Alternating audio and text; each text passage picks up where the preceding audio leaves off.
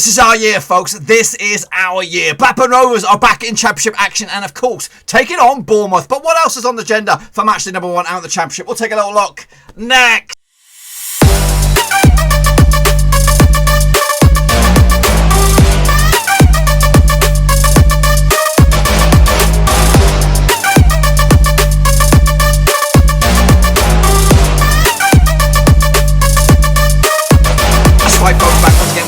Show today. It's match day number 1 of the brand new squeaky clean 2020-2021 season and the Championship, and we'll get to that in just 1 second. If you're new to the channel, smash the old subscribe button to keep you bang up to date with all things Championship related, Blackburn Rovers related, world football related. We've got it all here under one roof, boys and girls. So yes, respect to you all guys for coming by, and of course respect to the patrons for supporting the channel. You know who you are. If you're not too sure who you are, your name's going to be at the end of the show, so make sure you stick around for that bad boy. So respect to you guys, and if anyone else is out there and wants to join the illustrious VIP gang, there is a link down below, patreon.com/Roverseas. So here we are, brand new squeaky clean season out in the Championship. No more Leeds here, but the likes of Watford, who else? Bournemouth are back, Norwich as well, and of course some other juggernauts who couldn't get over the line last time around, including the beloved blue and white, even though I'm wearing a red and black shirt, but you know what I mean, So here we go, boys and girls, into the Championship. So here is the teams that make up the division as it stands. So Watford are there, they're going to go open us up against Middlesbrough on opening day. Birmingham, Brentford, Wycombe,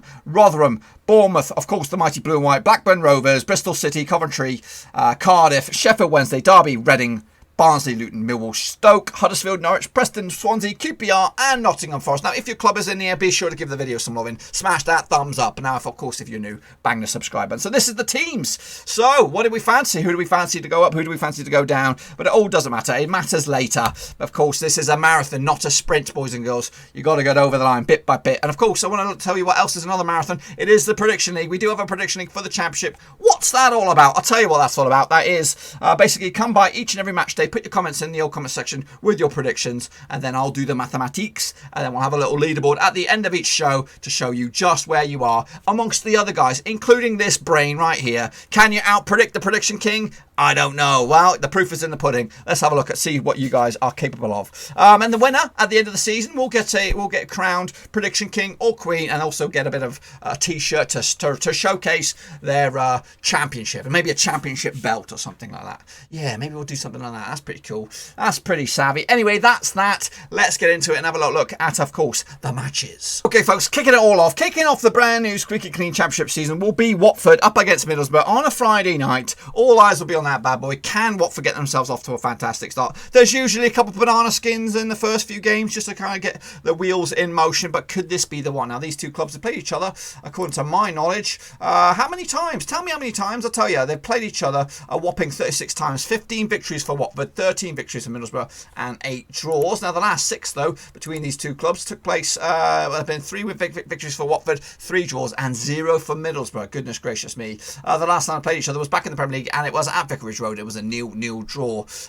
If you want to go back all the way back, the last time Middlesbrough picked up a victory at Vicarage Road was a 2-1 win back in 2012. Goodness gracious me. The goal scorers on that day, Marvin Emnes from Middlesbrough, Scott McDonald as well, Troy Deeney, who may or may not be a Watford player by the end of this. I just also want to disclaimer that, of course, a couple of other disclaimers before I jump into it. This is not going to be the usual backdrop. We're going to have something a little bit fancy, hopefully a match day number 2. And of course, I am recording this well ahead of schedule on the 2nd of September because I won't be available to do these early next week. Anyway, heading into this, Middlesbrough actually won 5 of the last 6 matches in the Championship with Neil Warnock, the Neil Warnock effect. They've also scored at least 2 goals in their last 3 matches. Of course, Watford coming down for the Premier League, and they'll still have a lot of their key players, the big players, on the books as it stands, your Danny Welbecks and all that kind of stuff. And I'm sure a lot of those will move on before the transfer window slams shuts. Anyway, the bookmakers' odds on this bat, even Stevens for Watford for the victory, 12-5 is your draw, 11-4 is your away win. Now, I do like Watford. Of course, I've got a little soft spot for them as well, and I've also like a little bit of a Neil Warnock. I think he's also a pretty savvy little coach on this one.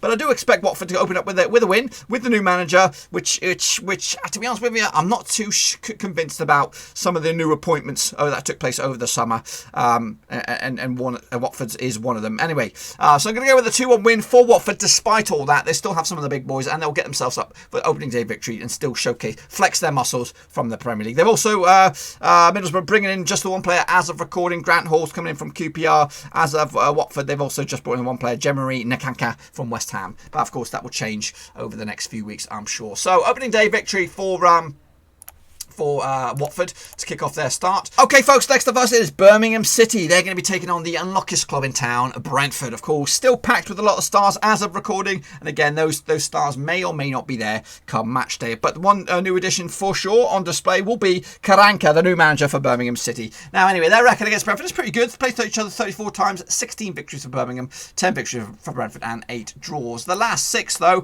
been 1 win for Birmingham and 2 wins for Brentford and 3 draws along the way, including a draw the last time played at St Andrews. It was a 1-1 draw back in February prior to the old lockdown with fans. Lucas Jakubowicz on the score sheet for Birmingham, Ethan Pinnock on the score sheet for Brentford. Heading into this, Birmingham actually conceded at least 3 goals in 6 of the last 7 matches in the Championship, whereas they've also failed to win the last 14 matches as well. But it's a new era, folks. It is a new era.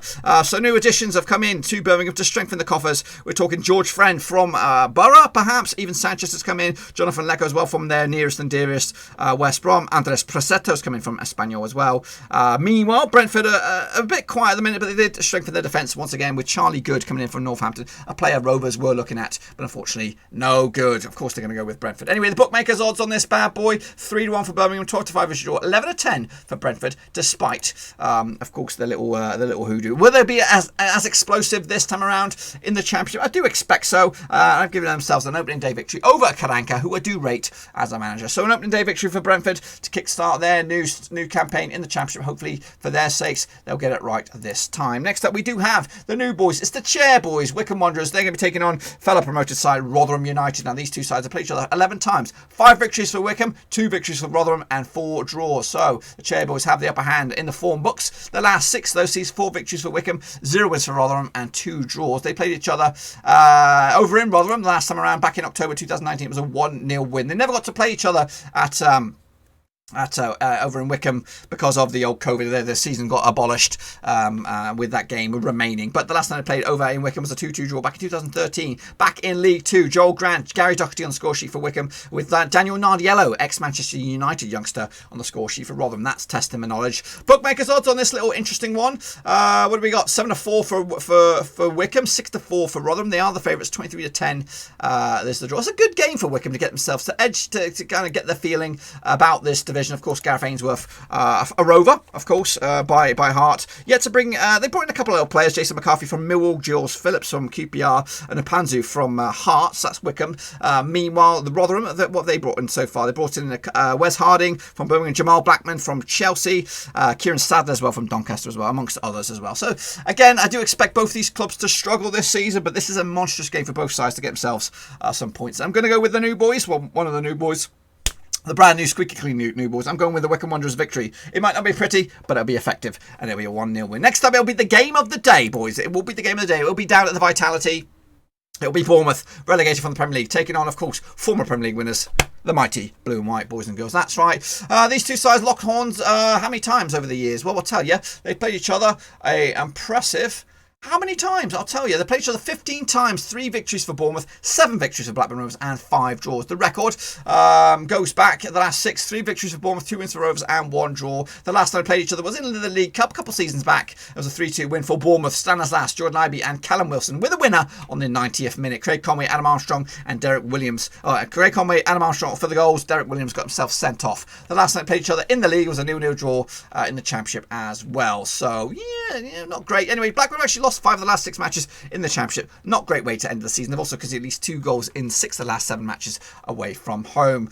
Bournemouth ended the season with 1 win at the past 3 games, losing to Man City and Southampton, ultimately ending up in relegation. Bookmakers odds will probably go with Bournemouth on this one. Even Stevens, 5-2 for Blackburn Rovers for the victory. 13-5 is your away win. Rovers just bringing in one guy so far, Kaminsky.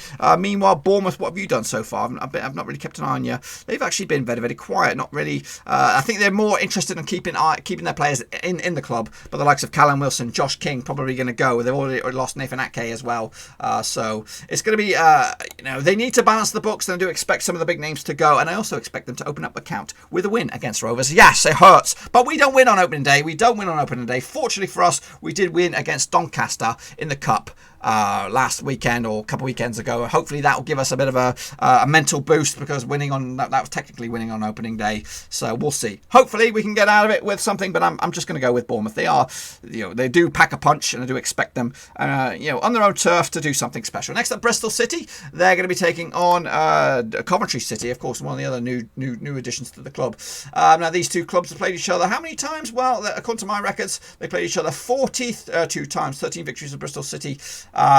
13 victories for Coventry City and 16 draws. Goodness gracious me. The last 6, though, 3 victories for Bristol City, 2 wins for Coventry and 1 draw. The last time they played each other was in League One. It was a 0-0 draw in Bristol City. And the last time they played in Coventry was a 3-1 win for Bristol City back in 2014. Marlon Pack, Kieran Agard and Scott Wagstaff on the score sheet for Bristol City. Sean Miller, the 1-0 goal for Coventry.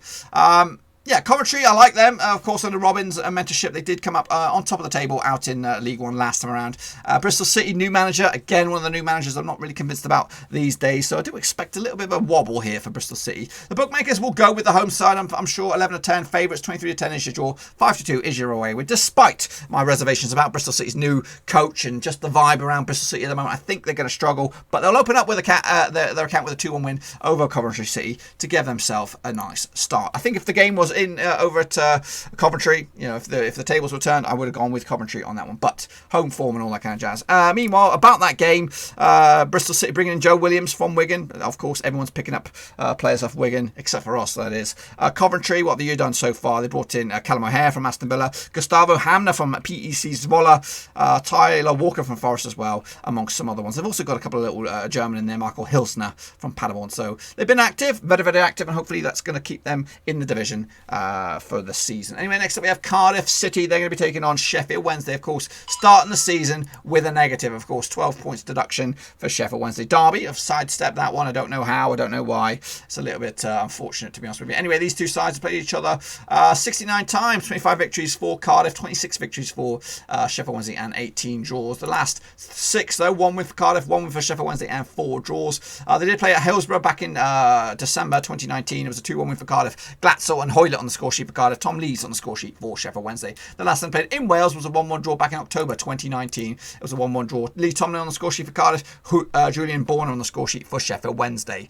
Heading into this, though, Sheffield Wednesday been playing a couple of friendlies, but at the end of the season with 1 win in the past 4. Meanwhile, Cardiff, of course, entered into the playoffs. And they actually just lost once in the past 5 games. I have tipped them to struggle a little bit, Cardiff. I do expect them in the top half of the table, but I do expect them to not be as fluid as they were last time around. Sheffield Wednesday with the negative. They still got the right man in charge. I think Monk will steer them to at least a possibility of staying up. But anyway, the bookmakers odds 11-10 for Cardiff, 12-5 is your draw, 12-5 is your away win. Again, despite the 12-point deduction, they both start on level playing field here. It's match day number 1. Get yourselves off to a fantastic start and you can turn that 12-point deduction around. But to be honest with you, I'm going to go with Cardiff on this one. Yes, it's no change managerial wise, and again, they will still pack a punch. Cardiff brought in Kiefer Moore again from Wigan, who everyone else is bringing in players from them, so why not? Sheffield Wednesday bringing in Che Dunkley from Wigan, so it'll be a couple of pals meeting up, and Izzy Brown has also joined from Chelsea. So they are strengthening despite their the limitations and all that kind of stuff. But 2-0 win for Cardiff on opening day. Next up we have Derby County. They're going to be taking on Reading. That's right, Reading again, new manager there. Don't believe in it. Anyway, these two sides have played each other how many times? 44 times, 14 victories for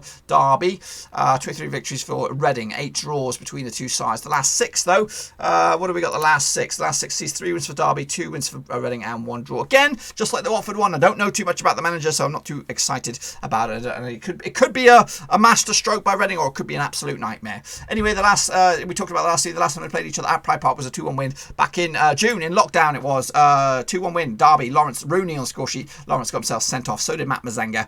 Andy Ramanotto, the 1-0 goal for Reading. However, the last time they played at Reading was a 3-0 win for Reading. Charlie Adam from the corner, from the penalty spot. Lucas Jow and Yako Mayete. Heading into this, Reading have actually lost their last 3 matches in the Championship. They've also conceded at least 2 goals in those last 3 matches as well. Those 3 matches were Reading and Blackburn plus somebody else. I can't really see. Anyway, the bookmakers' odds on this bad boy.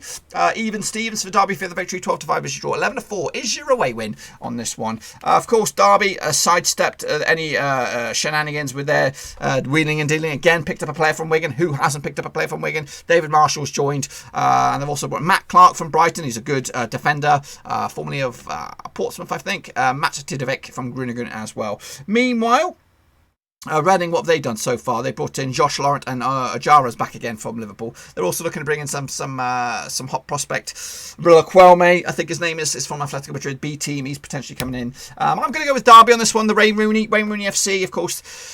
Now that they sidestepped a possible deduction, I think they could be a top 8, top 6 team, with Rooney in charge, or with Rooney pulling the strings, should I say. I think they'll do okay. So I might have to retract a little bit on my Predica Rooney. Next up we have, it is Barnsley taking on Luton Town. Of course, these two were tipped to go down last season, but they survived, both of them, by the skin of their teeth. They played each other 47 times, 20 victories for Barnsley, 20 victories for Luton Town, and 7 draws. The last 6, though, between the two sides, 2 victories for Barnsley, 2 wins for Luton, and 2 draws. They cannot be separated. Anyway, Barnsley have actually kept a clean sheet in the last 4 matches at home, and Luton have actually kept a clean sheet in 5 of the last 7 matches away. So these two sides, stubborn as mud here. The bookmakers' odds on this one, they will go with 11-10 for Barnsley, 5-2 for Luton, 23-10 is your draw. Again, it's tight. Have I gone for a draw on this one? No, I've gone with a 2-1 for Barnsley. Let's talk about some of the signings. They brought in Kilian Ludwig from Salzburg, of course. The Struber knows his stuff out in Austria, and Dominic Frezer as well from Lazic. 2 Austrian players he knows probably very, very well. Again, milking the Austrian league, probably to its credit. Meanwhile, of course, Nathan Jones, I believe that's his name, the Luton gaffer, bringing in Jordan Clark from Accrington Stanley. He's got them working, he's got them chipping, he's got them working together once again. And Luton Town will be stubborn. We've felt the pinch from them the past 2 games, both home and away last season. They beat us twice, and that was unexpected, if I'm completely honest with you. But Luton, I think they will struggle opening day. Barnsley will get the victory and get themselves moving in the right direction. I think it's a good match for both of these 2 clubs to open up the season. Both winnable, both can get their accounts up and running. And if you get yourself a couple of points on your first couple of games, you'll feel good about yourselves. So yeah, going with a 2-1 win for Barnsley. Next up we have Millwall. They're going to be taking on Stoke City. The Gary Rowett Derby. He was Stoke manager, wasn't he, right? Anyway, the last these two sides have played each other 50 times, 16 victories for Millwall, 21 victories for Stoke, and 13 draws. The last time they played each other, or the last 6, should I say, 1 win for Millwall, 3 wins for Stoke, and 2 draws. They played each other in Stoke back in January 2020. It was a 0-0 draw. Sean Williams got himself sent off for Millwall. Last time they played down in London was a 2-0 win for Millwall. Ben Thompson and Jed Wallace from the penalty spot in a quick fire double. That was back end of 2019, around about October time. The bookmakers' odds on this bad boy, they will go with where are you? Oh, I don't have the odds. Because I'm looking at the Bet365, and of course they are sponsored by them, so I'm sure it'll be a little bit underhanded dealings. Anyway, the business for Millwall, good bit of business. Scott Malone's coming from Derby, good signing. That Mason Bennett, also a very, very good championship signing. Troy Parrott from Spurs could be an absolute Bobby Dazzler signing, and Ryan Woods as well on Stoke. The majority of those are loans. The Matt Bennett and the Mason Bennett deal is a permanent deal, so very, very good. Stoke, meanwhile, of course, Michael O'Neill has given up his Northern Ireland duties, and he's brought in James Chester, Stephen Fletcher, John Obi Mikel, and Morgan Fox, all for next to nothing, if not nothing at all. A lot of free transfer business going on. Again, no bookmakers odds. I probably think Millwall would be the fancied on this one, so I'm going with a 0-0 draw on this one. I can't really separate 2 sides. I think Millwall will probably be the happier of this one. Stoke would like to get themselves up and running with a win, but unfortunately for me, 0-0. Next up, Huddersfield. Again, a new manager, bringing in Leeds assistant manager. Again, the name escapes me. Taking on Norwich, which is going to be difficult. Of course, Farker is back. He does know this division, and he did do very, very well last time around. This 2 sides, they played each other 43 times, 13 victories for Huddersfield, 13 victories for Norwich, 17 draws. Now the last 6 though, 2 wins for Huddersfield, 3 wins for Norwich, and 1 draw. They played each other last time around, was back in 2017. At the John Smiths, Kirklees, whatever you want to call it. It was a 3-0 win for Huddersfield. Kachunga, Moy, and Wells on the score sheet. I believe all of those 3 players are now no longer on the books for Huddersfield. That's them played each other at Carrow. It was also a win for Huddersfield. Kachunga with a brace, and Johnny Howson as well. We're going to go back to 2014 for Norwich's last victory over Huddersfield. It was a 5-0 demolition, and it was back in the Championship as well, 2014. Bookmakers odds on this bad boy, 21-10 for Huddersfield, 5-2 is draw, 6-5 for Norwich. They are the favourites. Bookies, transfer activity, what's been going on? Norwich have been very, very busy, bringing in Bali Mumbamba from Sunderland. Kieran Dowell's coming from Everton. They brought in Primovic Pliacha from Warsaw or something like that in Poland. They brought in Daniel Sinani from Dudelange. Who else do we have? Oliver Skip coming in from Spurs. Jordan Heigl, big money transfer from West Ham. He'll score goals at this level. Meanwhile, Huddersfield being pretty quiet. Joel Pereira, the goalkeeper from Manchester United, and Danny Ward is coming from Cardiff. Experienced heads these days. It seems to be like a balancing the books kind of season for Huddersfield Town on this one. I already told you the odds, but my victory is going to go with a 1-1 draw. That's right, all square in the end. I think Huddersfield will content with that. Norwich will be a little bit pissed that they don't open up with a victory. Next up, we have Preston North End taking on Swansea. This one's going to be a tasty little game, and they'll also taking place on the 12th of September.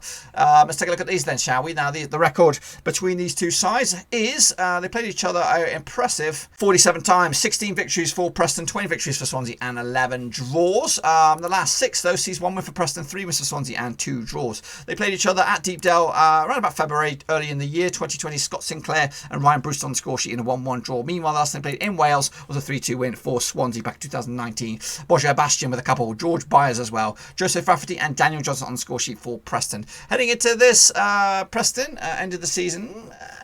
What did they end the season with? They ended the season with a draw against Bristol City. That was all the way back in July. Meanwhile, of course, Swansea had a little bit of an adventure down in the playoffs, ultimately losing to Brentford at the end of it. 3-1 win. The bookmakers odds on this bad boy, what do they go with? They go 5-4 for Preston, 11-5 is draw, 23-10 is your away win. Of course, Preston, what have they done transfer-wise? They brought in nobody as it stands. Swansea, of course, without Ryan Brewster this time around. They brought in Jamal Lowe from Wigan, again, who hasn't brought in a player from Wigan. Freddie Woodman's come back again. Morgan Gibbs White from Wolves, good, decent signings there. Corey Smith from Bristol City as well. And Mark Gougy from Chelsea. Difficult one for Preston to open up their campaign, but I do expect them to come out on top with a 2-1 win. Keeping them with the tried and trusted players. They did spend a bit of money at the back end of last season, of course, bringing in Sinclair, who didn't really get going, to be honest with you. I do expect more of him this time around. And finally, it'll be QPR taking on Nottingham Forest. Let's take a close look at this bad boy then, shall we? These two sides have locked horns how many times over the years? They played each other an impressive 73 times. 18 victories for QPR, 32 victories for Forest, and 23 draws. The last 6 sees 1 win for QPR, 4 wins for Forest, and 1 draw. The last time they played each other was over at the City Grounds, a 0-0 draw. Everyone took home a point. Meanwhile, the last time they played down in London at the Loftus Road, or whatever you want to call it, was a 4-0 win for Forest back in November 2019. Tobias Figueiredo on the score sheet, grabbing as well. Joe Carvalho and Alpha Samedo on score sheet. An impressive 4-0 win for Forest last time around. Lee Wallace was also sent off. QPR have actually conceded at least 2 goals in the last 3 home matches in the Championship, whereas Nottingham Forest have actually failed to win their last 6 matches. Have they turned a corner this time around? Of course, they've been busy in the old transfer market. The bookmakers odds 90-10 for QPR, 11-5 is your draw, 29-20 is your away win. QPR, of course, they've lost easy, but they brought in Luke Amos from Spurs, Landon Dykes from Livingston, who could score goals, and George Thomas from Leicester. Forest have brought in Jack Colback, Lyle Taylor, who scores goals, Freeman's creative little player, Tyler Blackett as well at the back, and Florian Bashashashu from Malmo. Creative bunch of players. I do expect them to stand and deliver on the first day of the season. 3-1 win for Forest. That, my friends, is what I think will happen in the Championship on match day number 1. What do you think? Do you agree or disagree? Well, if I am bang on the nose with all of these, this is what the table would look like at the end of match day number 1. Forest would lead the line. Derby County will be in second, with Brentford, Cardiff, Watford, and Bournemouth in the top 6. Rovers 16th for the table. I'm okay with that for the time being. Hopefully, it's a bit better than that though. But that, my friends, is what I think will happen in match day number 1. Of course, Sheffield Wednesday will be completely down there with -12. It's not reflected on that table there, but you know what I mean. Anyway, boys and girls, that is that. Be sure to get your own predictions in your comment section down below so you can enter the prediction league for the Championship, boys and girls. Where are you going to rank? Are you going to be number 1, or is it all on me? That's right. Looking forward to seeing you. Come back around for that bad boy. Until then, though, give the video some loving. Of course, if you are new, bang the old subscribe button to keep you bang up to date with all things Championship related, Blackburn Rovers related, World Football related. We've got all the leagues here, boys. All the piston leagues, all the good leagues. Some of the leagues just couldn't manage it. And to be honest with you, I might have taken on too much. Anyway, that's that. Hopefully, I'll see you all very, very soon. Until then, get your predictions in nice and early. Also, check out the description. Links to my other social media platforms are in there. Twitter, Facebook, and of course, if you want to go that extra punch and become a patron of the channel, there is a link down below. Because here come the current patrons right at the end of the show. Until then, I'll see you all very, very soon. Until then, I'm out!